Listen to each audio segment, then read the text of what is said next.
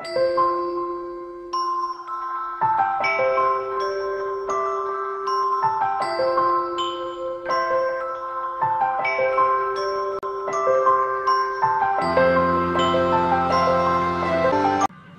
पे उपस्थित मराठवाड़ा के AIMIM के सदर हमारे भाई फिरोजी लाला,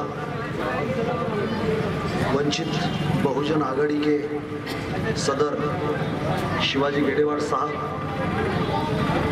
अभी जो यहाँ पधारे हैं वो हमारे भाई फारूक जी अहमद,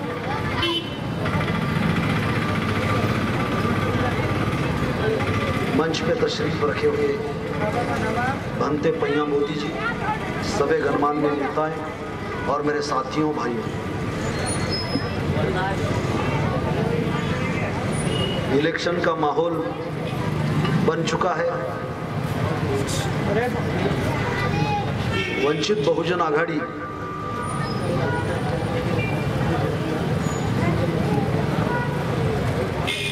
आज आप सबको ऐसा लगता है कि बीजेपी और कांग्रेस के खिलाफ लड़ने को तैयार है, मगर सच बात यह है कि हम दोनों के साथ नहीं लड़ रहे हैं, हम एक के ही साथ लड़ रहे हैं।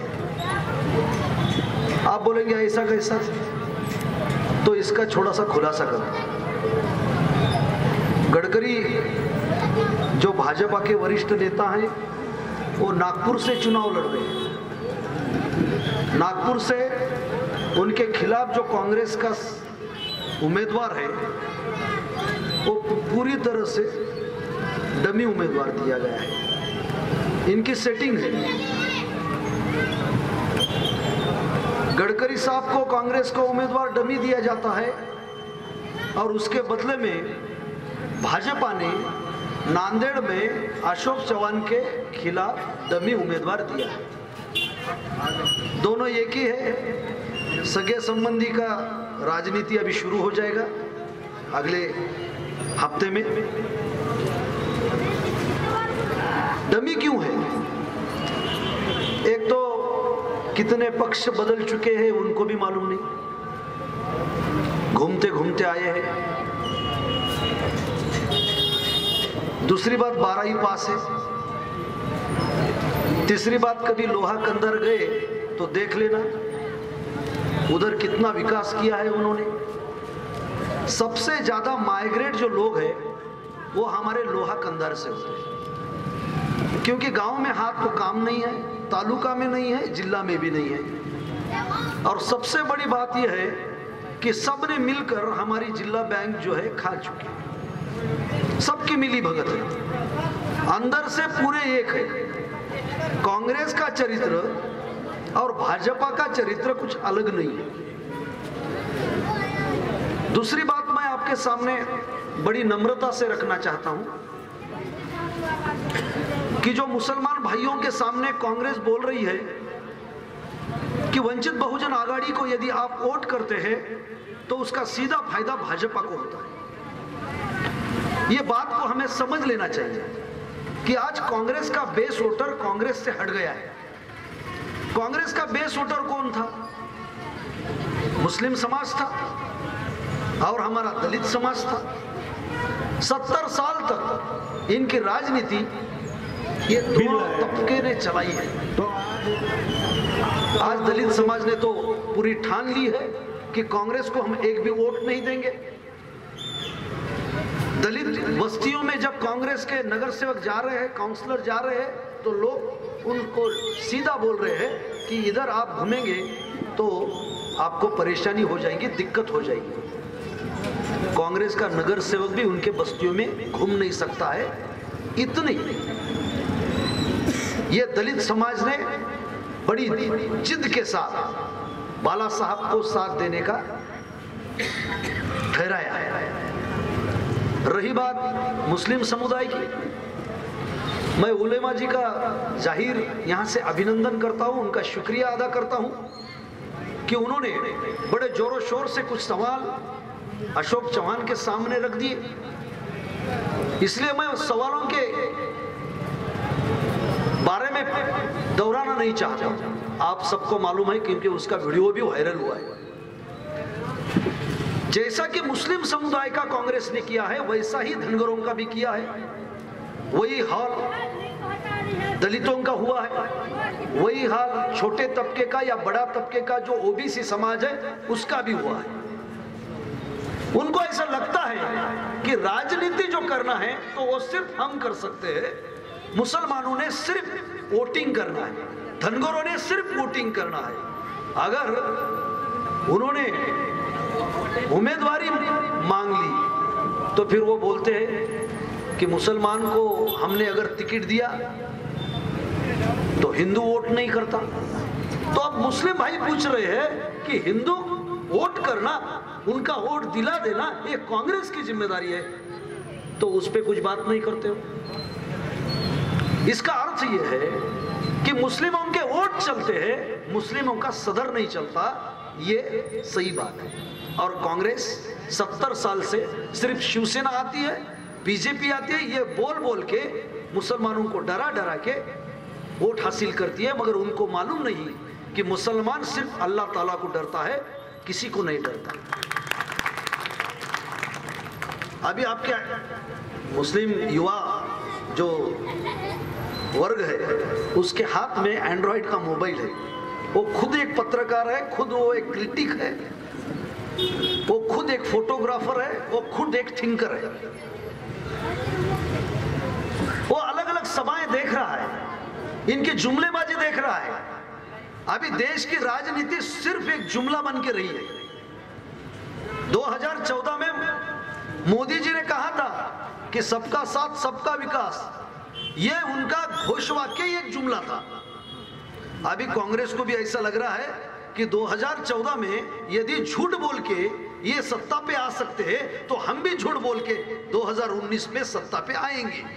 इसलिए कांग्रेस ने भी बड़े जोरों से झूठ बोलना शुरू किया है। अभी का जुमला जो है 72 करोड़ रुपए का, 72,000 करोड़ रुपए का जुमला उन्होंने किसानों के सामने रखा है। कहां से लाएंगे भाई इतना पैसा? हमारे इकोनॉमिक्स पूछ रहे हैं, इतना पैसा आप जो किसानों को देने वाले हैं वो कहां से इकट्ठा करेंगे? उसका जवाब राहुल गांधी के पास नहीं है, कांग्रेस के पास नहीं है। अभी नांदेड़ के हमारे जो कांग्रेस के सदर है अशोक जी चौहान साहब, वो हर जलसे में एक ही बात बोल रहे हैं कि भाई वंचित बहुजन आघाड़ी बीजेपी की टीम है, बीजेपी की टीम है। अरे भाई ये तुम्हारी राजनीति है? नांदेड़ के विकास के बारे में बोलो, हमारे मुस्लिम भाइयों के शिक्षा के बारे में बोलो, उनके बस्तियों के विकास के बारे में बोलो। जब त्रितलाक के बारे में शरीयत पे हमला हुआ तब तो आप सांसद थे, वहां क्यों नहीं मुंह खोले आपने? उसके बारे में बोलो। संविधान जलाया गया तब आपने संसद में मुंह क्यों नहीं खोला? इसके बारे में बोलो। एक भी नया उद्योग, आपके घर में तो 3 पुश्तियों से राजनीति चल रही है। आप खासदार है, आप सांसद है, आपकी बीवी आमदार है, बाहर से आया हुआ दोस्त उसको भी आमदार बना दिया आपने, पड़ोसी रहने वाला अपना बगल बच्चा उसको भी पिछले दरवाजे से 2 बार आपने एमएलसी दे दी। पूरी सत्ता आपके परिवार तक सीमित है, तो फिर एक ही उद्योग नांदेड़ में क्यों नहीं आया? नांदेड़ से हर साल में लाखों की तादाद में लोग माइग्रेट क्यों हो रहे हैं? पुनः मुंबई क्यों जा रहे हैं? एनटीसी मिल बंद क्यों है? हम सवाल पूछते हैं, और सबसे अहम सवाल हम पूछते हैं कि 3 पुश्तों से आपके घर में राजनीति चलती है, गली से लेकर दिल्ली तक आपके हाथ में सत्ता है, तो हर इलेक्शन में आपको पैसा क्यों बांटना पड़ता है? ये हमारा सवाल है। इसका अर्थ ये है कि आप विकास की राजनीति नहीं करते हो, आप लोगों में नहीं जाते हो, हम लोगों में जाते हैं। मैंने अब तक 550 जलसे में सहभाग लिया। जनवरी से मैं भाग रहा हूं। जैसे ही मुझे असद साहब ने कहा, जैसे ही मुझे बाला साहब ने कहा, मैं मेरे सदर को देखता हूं और बड़ी मेहनत लेता हूं, क्योंकि मेहनत के सिवा हमारे पास दूसरा कुछ नहीं है। इसलिए हम भाग रहे हैं, देहातों में जा रहे हैं। लमान बस्ती में जा रहे हैं, धनगोरों के बस्ती में जा रहे हैं, आदिवासियों के पहाड़ों में जा रहे हैं, लोगों को से बात कर रहे हैं, मुस्लिमों के बस्ती में जा रहे हैं, उनकी गरीबी देख रहे हैं, उनसे बातचीत कर रहे हैं। हमारा सीधा सवाल है, अशोक राव साहब, आप मुखेड़ में जाते हैं तो होटल एसी ओम साई वहां पे बैठते हैं और मुसलमानों का शिष्टमंडल बुला लेते हैं, धनगरों का बुला लेते हैं, लमानियों का बुला लेते हैं, अलग अलग जातियों का शिष्टमंडल क्यों बुलाते? आप क्यों नहीं जाते उनके बस्तियों तक? उसका कारण है इनके पास बस्तियों में जाने के लिए डेयरिंग नहीं है और मुंह भी नहीं है। क्या मुंह लेके जाएंगे? तुम हर इलेक्शन में मुखेड़ के लोगों को बोलते हैं कि हम रेल लाएंगे, हर इलेक्शन बोलते हैं कि लेंडी का पानी हम मुखेड़ को, देगलूर को, नायगांव को, नरसी को देंगे। इलेक्शन खत्म हो गया, बात खत्म हो गई, पूरी जुमलेबाजी। बोले तो जैसा केंद्र में हमारे मोदी साहब पूरा जुमलेबाजी पे राजनीति करते हैं, नांदेड़ में भी वही चल रहा है। ये बोलने के लिए मैं आपके सामने खड़ा हूं। दोस्तों, राजनीति बोले तो पूरा समाज कारण है, राजनीति अलग बात नहीं है। मैंने यहां पे रोड बंधा, गुरुतागत में नांदेड़ का विकास हुआ। अरे बच्चा भी बोलता है कि गुरुतागत में जितना पैसा आया वैसा विकास नहीं हुआ। खासदार का यह काम है कि तुमने नांदेड़ को बड़े उद्योग कितने लाए। यदि यवतमाल में रेमंड का फैक्ट्री आ सकता है, लातूर में रेल की बोगी बनाने का फैक्ट्री आ सकता है, तो नांदेड़ में एक भी फैक्ट्री क्यों नहीं आ सकता? ये हमारा मुस्लिम भाई पूछता है। क्योंकि सिर्फ डरा डरा के राजनीति का कब तक करोगे आप? मुसलमान भाई हो, हिंदू हो, उसको भी भूख लगती है, उसको भी साफ सुथरा जीना अच्छा लगता है, उसके भी पढ़े लिखे नौजवान को नौकरी चाहिए, रोजगार चाहिए। इसके बारे में हमारे सदर कुछ नहीं बोलते, सिर्फ बोलते हैं मुझे वोट नहीं किया तो ये आ जाएगा, ये बी टीम है, ये भाजपा वाले ऐसे करते हैं। भाई सब गंदे हैं, तुम्हारा चरित्र हमारे सामने रखो। अब तक आपने क्या किया है उसका लेखा जोखा हमारे सामने तुम बोलो, यही हम उनके सामने बोलते हैं। इसलिए हमारे पास 56 इंच का सीना नहीं है, मगर दिल जो धड़कता है हमारे सीने में वो पूरा मानवतापूर्ण है। और हम सिर्फ राजनीति को विकास के दायरे से देखते हैं। राजनीति में हिंसा का कोई स्थान नहीं है, राजनीति में धर्म से लड़ाना इसका कोई स्थान नहीं है, ये हम मानते हैं। इसलिए मैं जाते जाते एक बात और आपके सामने रखना चाहता हूं, क्योंकि 10 बजे अपने को खत्म करना है। दोस्तों, ये जो मेरे गली में दस्तियां देख रहे हो, मैं गले में 12 लाख वोट डाल के घूम रहा हूं। ये बोलते हैं कि बीजेपी आएंगी। अरे भाई, बीजेपी कैसे आएंगी? 2014 में बीजेपी को सबसे ज्यादा तादाद में वोट किसने किया था? तो वो धनगर भाई ने किया था। 1.5 करोड़ की आबादी है वोट करने वाली धनगर भाइयों की। ओबीसी ने किया था, छोटे तबके का, बड़े तबके का ओबीसी, उन्होंने वोट किया था। सबको लगता था कि कांग्रेस और राष्ट्रवादी ये चोर है, तो फिर कोई तो आना चाहिए, इसलिए मोदी को वोट दिया।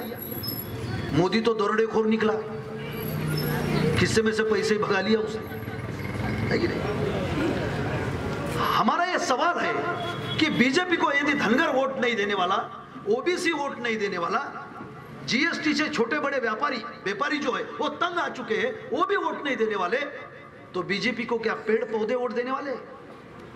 कांग्रेस को मुसलमान भाई अगर वोट नहीं दे रहा है, कांग्रेस को दलित समाज वोट नहीं दे रहा, धनगर समाज वोट नहीं दे रहा है, कांग्रेस को कोली समाज वोट नहीं दे रहा, मन्नेर वालों वोट नहीं दे रहा, तो कांग्रेस कहां से आएगी भाई? इसलिए मेरी गुजारिश है आपको, बीजेपी किसी भी हालत में सत्ता पे नहीं आ सकती, ये मैं दावे के साथ आपके सामने रखता हूं। इसलिए धनगर समाज 2.5 लाख है, दलित समाज 3 लाख है, मुस्लिम की तादाद 3.25 लाख है। मैं आपको आत्मन गुजारिश करता हूं कि ये जो डरा रहे हैं और अपनी राजनीति कर रहे हैं, ये समझ लो मैं इतना बड़ा नहीं हूं कि मैं आपको मार्गदर्शन करूं, मैं एक छोटा सा कार्य करता हूं, इसलिए पूरे नम्रता से बोल रहा हूं कि ये बहुत बड़ा चांस है। मैं अगर संसद में चला गया तो राजनीति का पूरा नक्शा नांदेड़ का बदल जाएगा, ये मैं वादे के साथ बोलता हूं। हिंदू मुसलमान भाईचारा बढ़ेगा, ये भी मैं वादे के साथ कहता हूं। और सबसे बड़ी बात, असद साहब के हाथ मजबूत करना है तो नांदेड़ से तुम्हें डॉक्टर यशपाल भिंगे को कब्बशी पे मतदान करके भेजना होगा, क्योंकि दिन बे दिन हालात बुरे होते जा रहे। इसी बात के साथ मैं यहाँ ठहर जाता हूँ। आपने बहुत गंभीरता से मेरी बात सुनी। और दूसरी एक बात, एक मिनट में खत्म कर देता हूँ। ये विश्वास की राजनीति चालू हो गई है। वंचित आघाड़ी बोले तो विश्वास की राजनीति है। यदि यहाँ मुस्लिम भाइयों ने खासदार बोल के मुझे चुन दिया तो पूरा धनगर समाज, मुस्लिम भाई जब खड़ा रहेगा तो उसको वोटिंग करेगा।